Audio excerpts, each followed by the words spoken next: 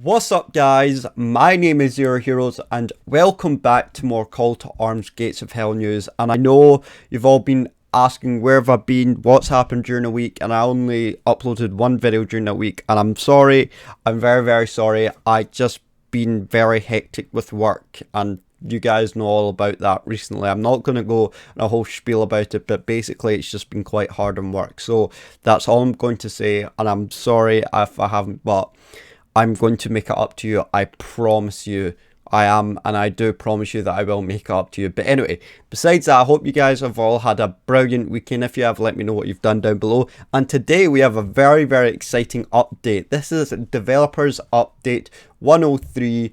And it's called the COURLAND Clash, if that's how you pronounce it. So this update involves the new single player and co-op mission. It also involves the story. Well, in this update, this update is basically about the content update 2 that'll be coming later or hopefully very soon. So this is like a wee taster of what to come in the content update 2 coming very soon to the game, or coming very soon to the community. And also this is just about the story, or this is a mission about one of the stories, or blah, I said that in reverse. So this is a story about one of the missions that's going to happen in the game, which I'll be explaining to you right now. And then also there will be an explanation about the new elements in the game that are coming to the update as well, and also some other additions that are going to come to content update 2, and then did you know at the end. So guys, without further ado, I hope you do enjoy this, and let's get straight into the news, because I'm very excited to see how well Call to Arms have done. So it says, while we're working towards yet another massive update on Call to Arms Gates of Hell, we'd like to offer you a short glimpse of other things to come. As announced earlier, we are currently working on content update 2, which I just announced. And also, if you haven't checked out my content update 1 video, then I'll leave that in the description down below so you can check it out. In this blog, we want to present a small part of that update, as I said, with more to follow in the next one, in a way that will appear familiar to those that have been following us for years, like I have. However, not everything will be business as usual, and in quotation marks, because we're about to introduce... Oh Jesus, I'm sorry if I just deafened a few of you. My mic just fucked up there. Because we're about to introduce some new elements. Keep reading, as I have just said. So let's move on to the new single player and co-op mission. So it says we have finished a mission that will be added to our Zarundinu single player campaign, which is the USSR campaign, or the Russian campaign.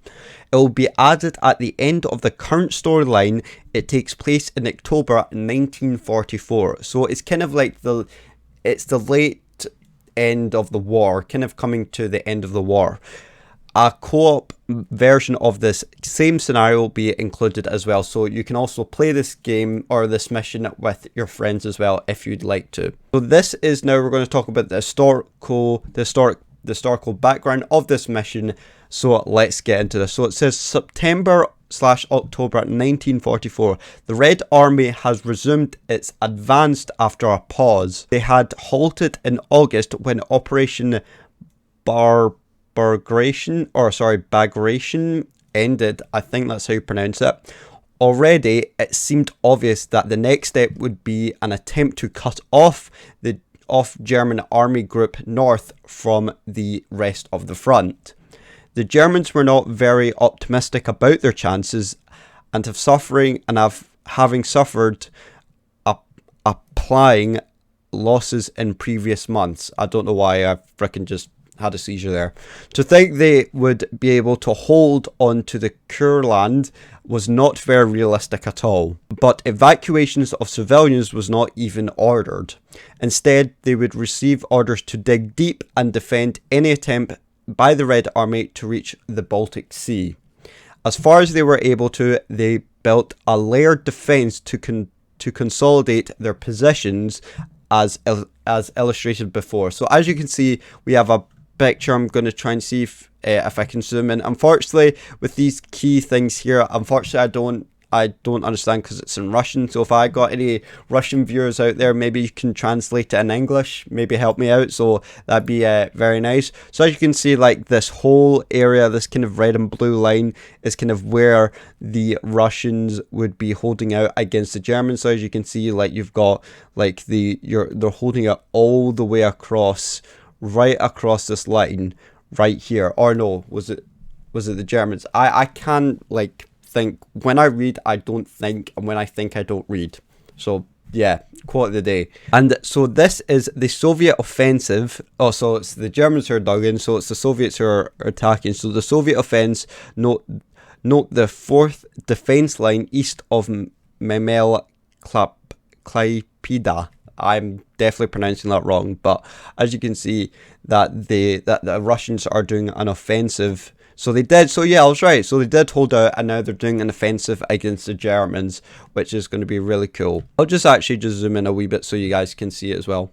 So after the pause in August, September, the 43rd Army, under hero of the Soviet Union General Belobrodov, if I'm pronouncing that right, advanced to the southwest with the aim to reach the coast south of Klaipeda, if I'm pronouncing that right again, or Memel, as it was then known, again, if I'm pronouncing that right again. Let me know, because I know I'm definitely pronouncing things wrong here, so you guys are the heroes here. The 43rd was part of the 1st Belarusian Front, whose objective was indeed to isolate the German forces north of the East Prussian border. They achieved their goals in a matter of days, even in the face of fierce resistance from the Grossdeutschland, I'm definitely pronouncing that wrong, and other divisions. The Soviet assault had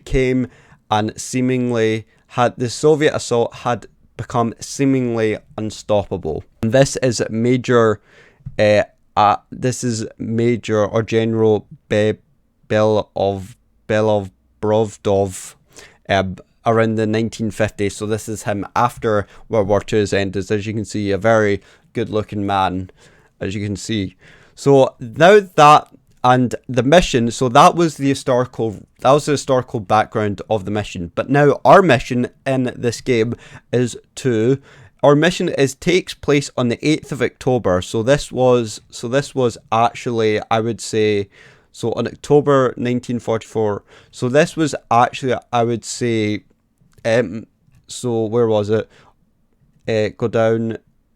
So 8th of October. So yeah, it was probably roughly the same day that the event actually took place. So our mission takes place on the 8th of October. The first 2 defense lines in front of Memel have been successfully breached, and the 43rd Army pushes forward to the next. You're part of the Southern Attack Pincer, and you're advancing to the Baltic Sea coast south of Memel.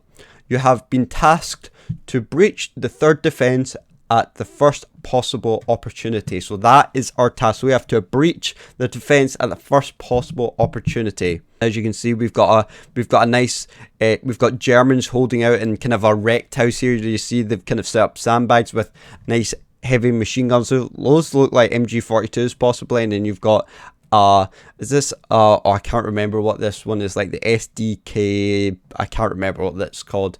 Let me know what that vehicle's called, because I kind of forgot. But as you can see, it looks actually very well detailed how the Germans managed to kind of apply kind of sandbags to the environment around them and use like MG42s to set up a really good position over here. So if we're ever up against this in the mission, it'll be very hard to take down unless we have overpowered tanks. Then it shouldn't be a problem. So you may have received reports that your opponents are exhausted, short of supplies, and outnumbered. But it would be really bad to assume that this will be a walkover, as predicted. So yeah, this was actually true. The Germans kind of late on the war were actually exhausted. They were short of supplies, because the Germans, Hitler didn't actually really supply the Germans with winter clothing at the time, or during Russia or in Russia, and also they were just outnumbered completely by the Russians, because during the wintertime the Russians just absolutely dominated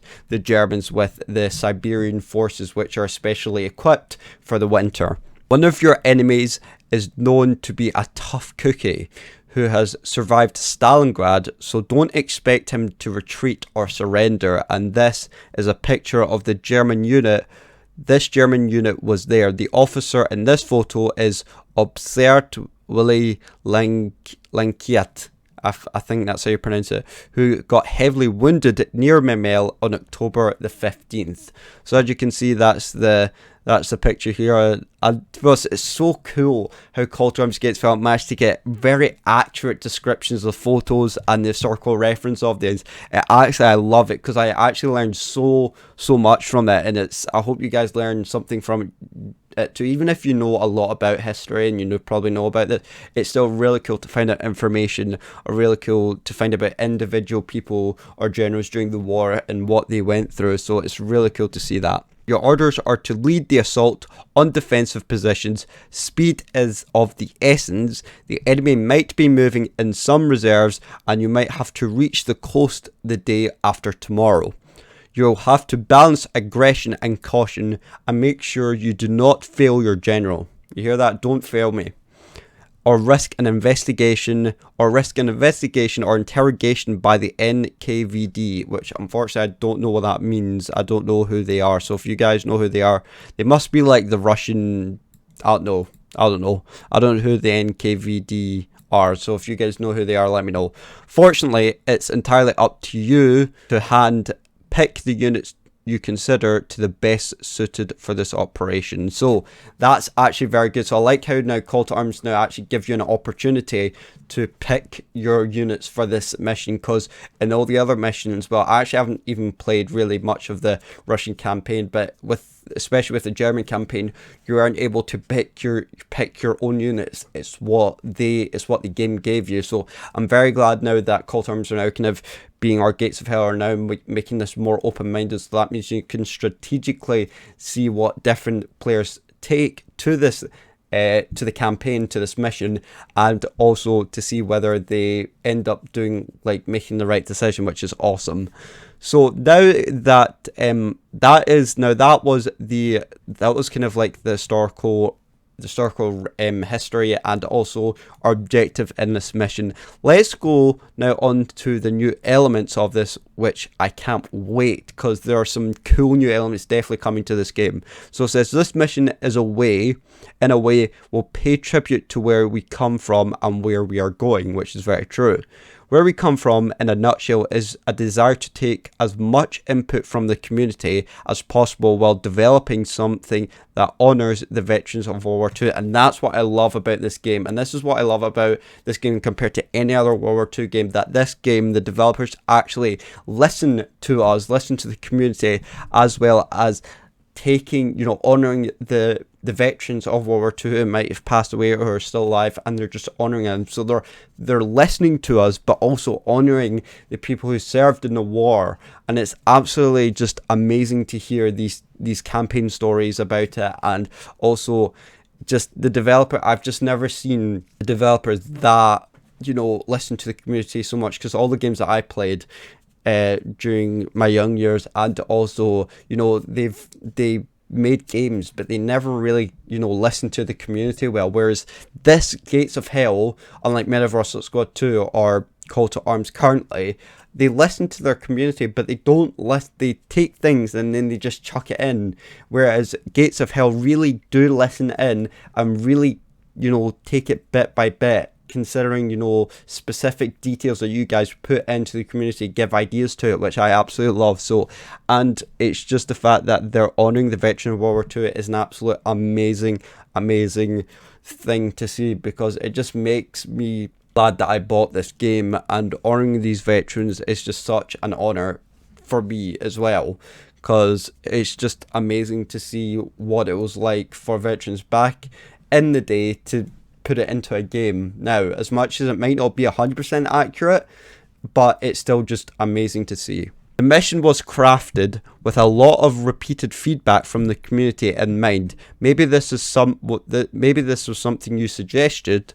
In any case, this is how we used the input, definitely, and I agree with that. And like I said, it's the fact that with a lot of repeated feedback, so you guys might have repeated a few things that people have already said, and it might have gotten a majority vote that you wanted the developers to hear. So I'm very, very glad the developers are listening to us and taking our input and putting it into the game. It's just an awesome, awesome feeling to have and to see as well. As much as I haven't been playing Gates of Hell that much recently, because I've been addicted to Destiny 2, but it's just awesome to hear that I know I can always, this game will definitely go far and beyond its expectations, which is awesome to hear. That was the mission in hand of that was the new element section, which I'm very excited to see. And you can see we've got some really cool pictures here of it looks like a Russian tank bombing it, but but as you can see that it's kind of bombing this maybe German convoy, which I'd love to see in the game as well.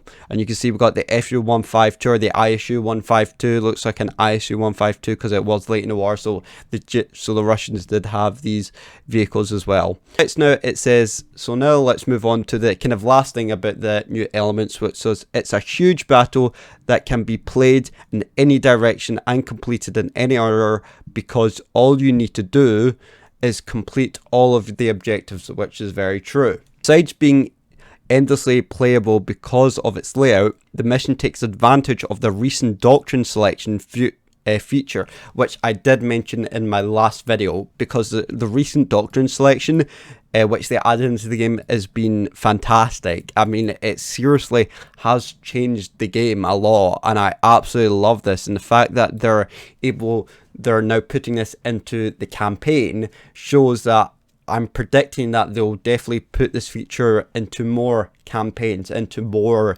areas of different campaigns or missions as well. Such it might not just be the Russian campaign, it might be a German campaign / mission as well that they'll add this in. This new gameplay element allows you to choose a doctrine before starting the battle. It will change the entire approach and unit availability, and we expect that it will make for a popular cooperative mission as well. Definitely, I can 100% agree with that. If you're with your mates, or if you're with your friends playing this, you and your friend get to choose a doctrine that you both like, I presume, and it will just be an amazing experience to play, because you can choose your own units and you can see what you like, and if you don't like that unit, let's say, you can restart the mission and then just choose another unit that you like. So it's definitely much of this is like, this mission is very much the testing of the new doctrine feature, and see what you guys like. We also plan to add further improvements to the cooperative mode in the long run. Because the mission takes place in the late war, you'll experience the tremendous firepower and destructive ability of the weaponry deployed in the last stages of the Eastern Front conflict. Definitely, like I said, like the ISU-152 artillery, maybe possibly even the Tiger 1, we'll probably see the Panther tank as well. Even possibly like T-34-85s as well, we'll see.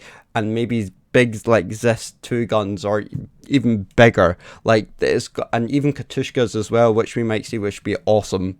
And finally, that was the kind of the what was it? That was definitely that was the new elements that have been added in, which I can't wait to play this mission. Other additions. So the other additions are the update will add an odd Easter egg too, but most importantly, you'll also find nostalgic throwbacks. What kind of throwbacks? Well, that's for you to find out when we release content update 2. We're already edging quite close, and we will announce it quite soon. I wonder what it could be. I'm genuinely quite now actually excited to see what the Easter egg could be for this game. It might be something from, if it's a throwback, it could be something from like Men of Warsaw Squad 2. From that game, which I think is probably most likely going to happen, but I don't know. I don't know, and I really hope I'm right. But we'll just have to see. If you guys know any thoughts on your Easter eggs and what it could be, then let me know down in the comments, because I'm quite excited. And did you know that Content Update 2 will be the second free addition to Gates of Hell, which is absolutely awesome. And then also there will be an Easter egg and other Gates of Hell missions and maps as well, so have a wee look out for them. So we are working on the Lend-Lease doctrine for the USSR. That sounds freaking awesome. I cannot wait for that. That'd be really cool to see once the Content Update to it, and they'll probably explain more what that is, so guys, have a look out for it. And also, we accept suggestions, ideas and bug reports mostly on Discord, so go follow them in Discord. And then lastly, that's it for this update. We'll be preparing the next one and publish it as soon as we can. Thanks for stopping by. See you on the battlefield. And that is it, guys. So that is that's developer update. Was it developer update 103, the COURLAND clash? This mission just sounds absolutely amazing. It sounds like 10 times longer than the other missions currently in the game, and I can't wait for this doctrine feature to be featured in it as well, if that makes sense. So guys, tell me what your favorite part about what this mission could be, and also what you think the Easter egg could be coming in Content Update 2. And also, what do you think of this? What do you think of Gates of Hell adding updates like this, like telling us in detail about the historical reference or the historical background? Because I absolutely love it, and I find this very interesting and very intriguing to play, to read as well. So guys, let me know what your thoughts are down below. So guys, that's it for today. Thank you so much for watching and all your support. We are almost to 1,000 subscribers, so let's try and hit that mark before the end of the year. But that's it. Thank you so much for watching and all your support, and the people will be left on the screen if you did subscribe. And thank you so much for watching and our support, and I will see you in the next video. See you later, and goodbye.